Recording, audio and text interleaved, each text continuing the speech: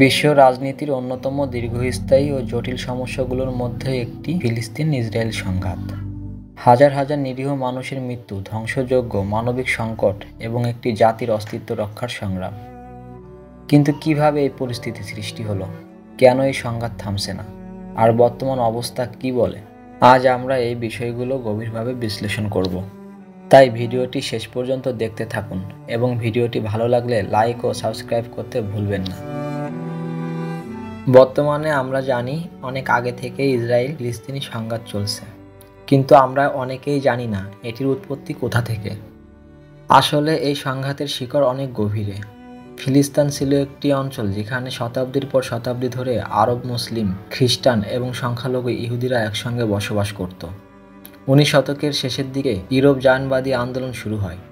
এই আন্দোলনের লক্ষ্য ছিল ফিলিস্তিনে একটি ইহুদি রাষ্ট্র প্রতিষ্ঠিত করা। প্রথম বিশ্বযুদ্ধের সময় অটোমান সাম্রাজ্যের পতনের পর ব্রিটেন ফিলিস্তিনের নিয়ন্ত্রণ নেয়। 1917 সালে বেলফোর ঘোষণার মাধ্যমে ব্রিটেন ইহুদিদের জন্য ফিলিস্তিনে একটি জাতীয় ঘর প্রতিষ্ঠার প্রতিশ্রুতি দেয়। এর ফলে ইউরোপ থেকে ইহুদিরা বড় সংখ্যায় ফিলিস্তিনে অভিবাসন শুরু করে। দ্বিতীয় বিশ্বযুদ্ধের পর 1947 সালে জাতিসংঘ ফিলিস্তিনিকে দুটি রাষ্ট্রের ভাগ করার প্রস্তাব দেয়, একটি আরবের জন্য আর একটি ইহুদিদের জন্য। কিন্তু ফিলিস্তিনিরা এই প্রস্তাব প্রত্যাখ্যান করে, কারণ তাদের মতে এটি তাদের জমির বড় একটা অংশ ইহুদিদের হাতে তুলে দেওয়া হয়। 1948 সালে ইসরায়েল তার স্বাধীনতা ঘোষণা করে। এর পরপরই প্রথম আরব ইসরায়েল যুদ্ধ শুরু হয়। এই যুদ্ধে ইসরায়েল জয়ী হয় এবং ফিলিস্তিনের 78% এলাকা দখল করে নেয়।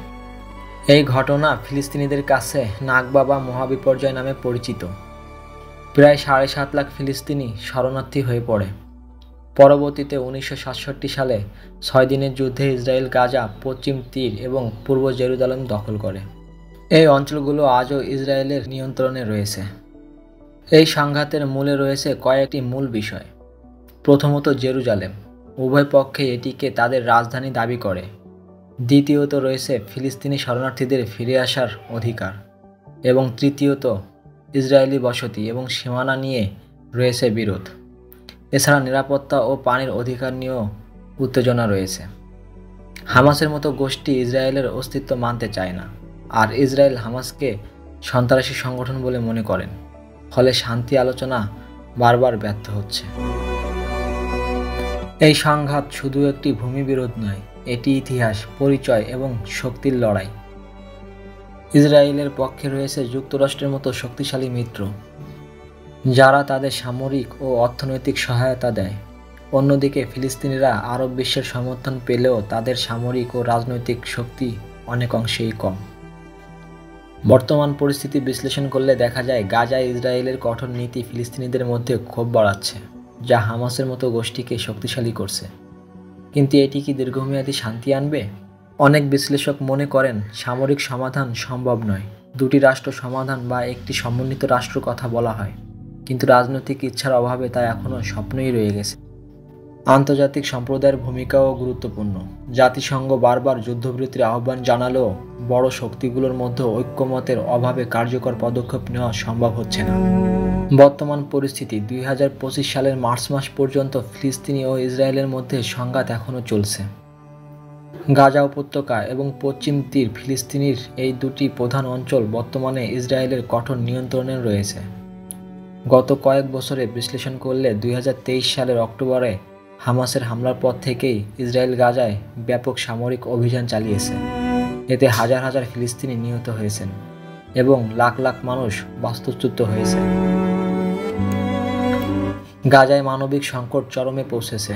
খাদ্য, পানি, ওষুধ এবং বিদ্যুতের ঘাটতি দেখা দিয়েছে। ইসরায়েলের অবরোধের কারণে ত্রাণ সরবরাহ প্রায় বন্ধ। এদিকে হামাসের পক্ষ থেকে ইসরায়েলের দিকে রকেট হামলাও অব্যাহত রয়েছে।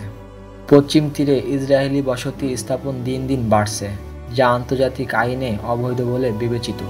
ফিলিস্তিনিরা তাদের জমি হারাচ্ছে এবং সহিংসতা ক্রমশই বেড়ে যাচ্ছে। তাই ফিলিস্তিনি ও ইসরায়েলের এই সংঘাত একটি জটিল সমস্যা, যার সমাধান সহজ নয়।